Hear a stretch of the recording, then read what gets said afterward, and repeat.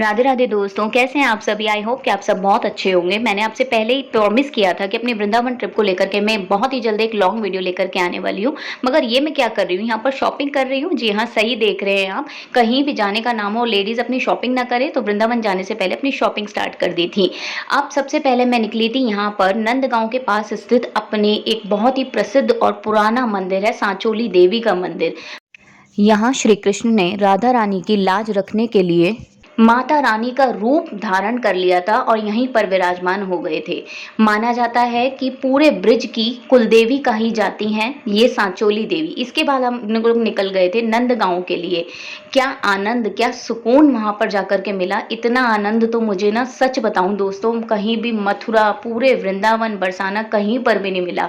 ये देखो, मैं यहाँ पर झूम रही हूँ, वहाँ पे भजन चल रहे थे और बहुत ही मजे से मैं एंजॉय कर रही थी। मैं और मेरे हस्बैंड वहाँ के भजनों का आनंद ले रहे थे। मतलब इतना खूबसूरत मौसम था दोस्तों, मैं आपको बता नहीं सकती। देखने में थोड़ी बहुत धूप दिख रही थी और साथ ही साथ बारिश का भी मौसम हो रहा था। ये है नंदगांव का मंदिर, जहाँ पर एक इकलौता ऐसा मंदिर जहाँ पर श्री कृष्ण अपने पूरे परिवार के साथ, जैसा कि आप देख पा रहे हैं, नंद बाबा, उनकी माता यशोदा मैया, उनके भाई बलराम, उनके मित्र सुदामा जी और स्वयं राधा रानी भी यहाँ पर विराजमान हैं। जी हाँ, देख पा रहे हैं आप। इसके बाद हम लोग अपने पहुंच गए थे रिजॉर्ट। तो रिजॉर्ट में आने के बाद हम लोगों ने रात को थोड़ा सा रेस्ट किया, अपना स्टे करके। नेक्स्ट मॉर्निंग मैं जो है सुबह उठ करके अपना लाली लिपस्टिक लगा करके तैयार हो गई थी। आप लोग जैसा कि मेरी ड्रेस भी देख पा रहे हैं। पहले तो आप लोग दोस्तों जल्दी से कमेंट करके मेरी इस वीडियो में ये जरूर बताना कि मेरी ड्रेस कैसी लग रही है। एथनिक वेयर थी, कॉटन में था, बहुत ही सुकून देने वाली ड्रेस थी।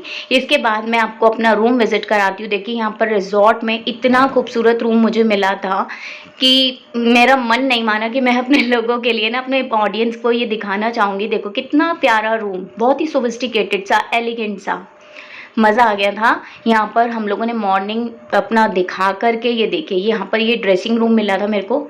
ये देखो, बड़ा छोटा सा बना रखा था और एक तरफ तैयार होने के लिए दूसरा बना रखा था। वॉशरूम ये हमारा वहाँ पर मिला था हमें। तो इसको दिखाने के बाद चलते हैं यहाँ से, जहाँ पे बच्चा पार्टी अपने पापा के साथ। बिल्कुल रूम के सामने सबसे इंटरेस्टिंग पार्ट था हमारा पूल। स्विमिंग पूल में बच्चे अपने पापा के साथ मस्त एंजॉय कर रहे थे।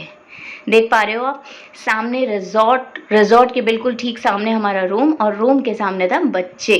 खूब एंजॉय कर रहे थे बच्चा पार्टी, खूब मजे से। ये देख पा रहे हो आप कैसे पापा बेटे लगे हुए हैं। यहाँ पर अपना कंपटीशन चल रहा है इनका। खूब मस्त ठंडा पानी था, यहाँ पर एंजॉय कर रहे थे। पता ही नहीं चल रहा था मौसम का। दिल्ली में जितनी गर्मी थी ना, वहाँ पे उतना ही अच्छा ठंडा मौसम था। और सबसे बड़ी बात दोस्तों, यहाँ पर जैसे ही हम लोग घूमने निकले ना, पहले तो बच्चों का मेरा मन ही नहीं था इतनी थकान के बाद कि हम लोग रूम से कहीं बाहर जाएं। लेकिन जैसे ही हम लोगों ने रूम में के आगे पूल देखा ना, तो सारी थकान मिट गई थी। मन तो कर रहा था पानी से बाहर ही मत निकलो। और जैसे ही हम लोग आगे घूमने के लिए निकले, तो दोस्तों मैं आपको बता नहीं सकती, इतना इतना खूबसूरत मौसम वहाँ पर हो गया था। मतलब लिटरली गाइज, वहाँ पर बारिश और बारिश के साथ ओले भी देखने को मिले थे।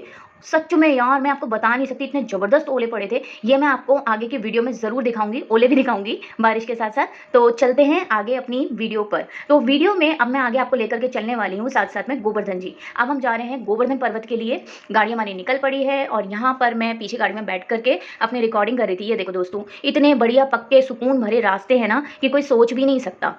किसी भी तरीके की परेशानी हम लोगों को नहीं हुई थी ट्रैवलिंग में।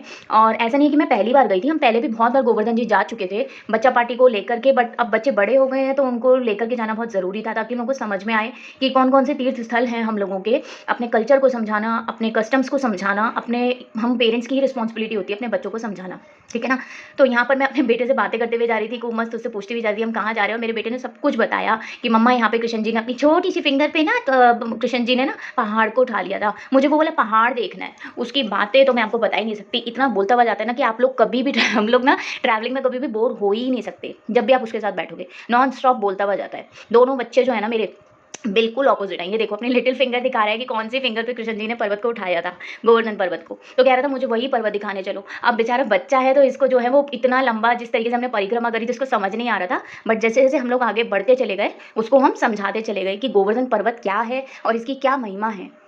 और ये सीन देखकर तो मुंह से वही वाला गाना निकल रहा था कि सुहाना सफ़र और ये मौसम हसी, है ना? तो बड़ा प्यारा-सा मौसम हो रहा था, शाम का टाइम हो रहा था लगभग 5 साढ़े 5 के करीब का और यहीं पर हमें इतनी ठंडी हवा शुरू हो गई थी, दिन में गर्मी थी, हम लोग का मन नहीं था, लेकिन आगे बढ़ते चले गए और अपने आप ही मतलब समझ लो कि शायद भगवान कृष्ण ने सुन लिया हो जैसे कि हमारी प्रार्थना कि तुम कैसे नहीं आओगे मेरे दर पर, यहाँ आए हो तो फिर एंजॉय करना तो बनता है। अब ये हम यहाँ पर पहुँच गए थे पार्किंग पे। तो फ्रेंड्स आपको जैसा कि पता ही है कि गोवर्धन पर्वत की परिक्रमा करने से पहले आपको अपनी गाड़ी पार्क करनी पड़ती है, यहाँ से आपको ई रिक्शा करना पड़ता है अपनी परिक्रमा पूरी करने के लिए। तो यहाँ पर मेरे पतिदेव जी जो है वो गाड़ी पार्क कर रहे हैं, बच्चा पार्टी और हम लोग जो है नीचे उतर गए थे। ये पार्किंग बना रखी है यहाँ पर पक्की, एक सेफ जगह को देखते हुए हम लोगों ने गाड़ी पार्क करी और मौसम आप देख ही पा रहे हो बहुत अच्छा हो गया था। यहाँ से चलते चलते हम लोग जो है आगे बढ़ते हैं ई रिक्शा बुक करने के लिए। बहुत सारे ई रिक्शा यहाँ पर खड़े हुए होते हैं और आपको जो है मतलब बहुत अच्छे रेट में यहाँ पर आपसे पूछेंगे कि आपको कहाँ जाना है। ये देखो यहाँ पर ये हमने ये सीन भी कैप्चर करा था। यहाँ पर ना किसी ने ये बंदर का बच्चा पाला हुआ था और मेरे छोटे वाले बेटे को ना बंदर का इतना शौक है, वो तो मतलब यही जिद करता रहता है, मम्मा घर में कोई पेट पालो मत पालो, मंकी का बच्चा ला करके दे दो मुझे, मम्मा मुझे मंकी का बेबी चाहिए। ये बड़ा ही क्यूट सा था। यहाँ पर वो देखो आप देख भी पा रहे हो, ये ना इसको टच करने के लिए आगे जाना चाह रहा है लेकिन इसके पापा इसको जाने नहीं दे रहे थे। बड़ा मजा आ रहा था, इसको मैं भी देखने के लिए रुक गई थी। देखो कैसे बेचारे को ना बट यहाँ पे जंजीर से बांध रखा है कि ये किसी को काट ना ले। तो वो भैया ना हमें यही बता रहे थे कि इसके एकदम पास भी मत जाना क्योंकि ये अनजान लोगों को काट सकता है। ये है हमारे ई रिक्शा वाले भैया, बहुत बहुत ही अच्छे भैया हैं, काफ़ी ट्रस्टवर्दी थे। यहाँ पर इन्होंने हमें अपनी रिक्शा में बड़े ही प्यार से यहाँ पर बड़े भक्ति भाव के साथ इन्होंने राधे राधे का नाम लेते हुए हमें अपने ऑटो रिक्शा में बिठा लिया।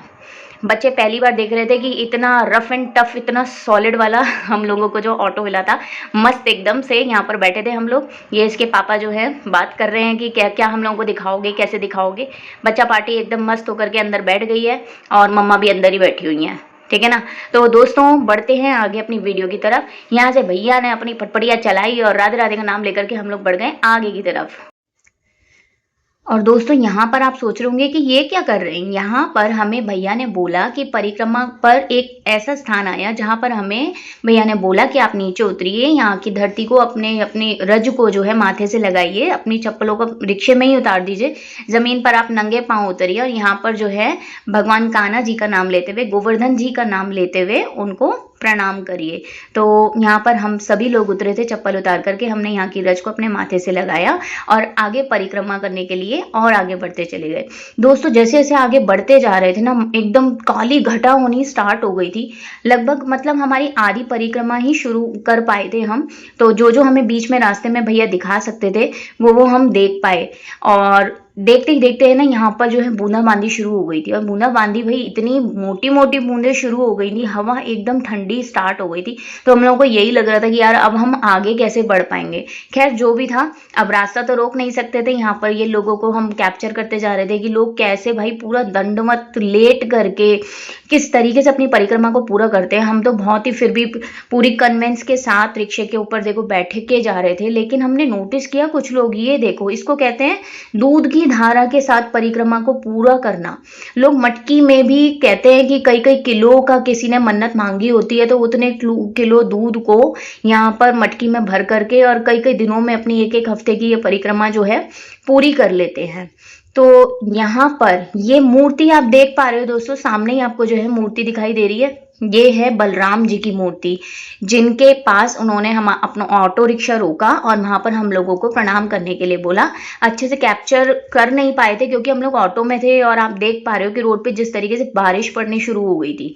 ये देखो दोस्तों, बारिश इतनी तेज हो गई थी, मुझे लग रहा है कि शायद आपको यहाँ पे क्लियर दिख नहीं पा रहा होगा, बट बारिश बहुत तेज थी। जैसे जैसे आगे बढ़ते चले गए ना, हम लोगों ने ऑटो के कर्टेन्स जो है, ये देखो, ये भैया ने बोला कि प्लीज इसको बंद कर लो वरना बारिश भयंकर होने वाली है अब शुरू, और बारिश अंदर आना शुरू हो गई थी। ये देख पा रहे हैं आप, बहुत ज्यादा बारिश हुई थी और लिटरली गाइस यहाँ पर ओले पड़ रहे थे। ये देखो जमीन पर आप देख पा रहे हो, बहुत मोटे मोटे ओले पड़ रहे थे और हम लोग सिर्फ किसी सेफ जगह पर रुकने का ही वेट कर रहे थे कि कोई सेफ जगह मिले आगे, तो किसी बड़े पेड़ के नीचे हम लोग इस ऑटो को आगे रोक पाए।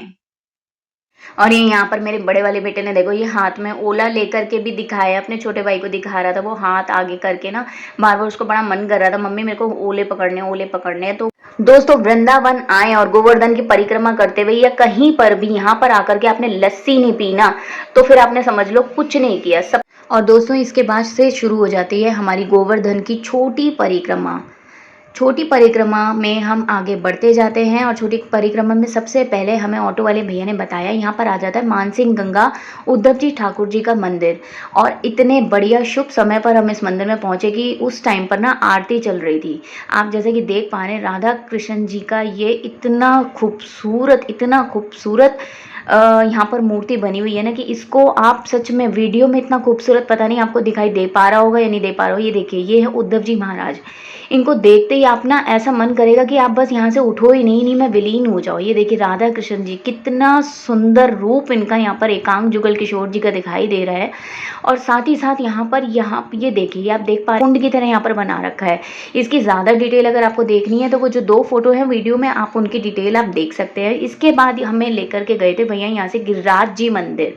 गिरिराज जी महाराज के मंदिर में हम गए थे। तो शाम का समय था जैसा कि सभी को पता है 7 से 7:30 का समय था।